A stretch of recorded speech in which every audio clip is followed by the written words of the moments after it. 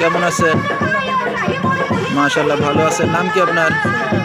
আচ্ছা, সুমাইয়া আক্তার, সুন্দর মিষ্টি একটি নাম। সুমাইয়া আক্তার দেশের বাড়ি কোথায়? মাগুরার মেয়ে। কোন জায়গা থাকেন এখন? ঢাকাতে আছেন না?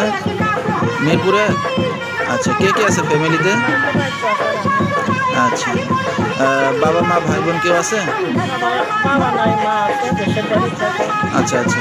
আর বিয়ে শাদী আপনি নিজেই করছিলেন না বাবা মা দিছিলেন? আচ্ছা আচ্ছা, যেহেতু বাবা মা নাই এই কারণে খালাম্মা দেখে শুনে দিছিল।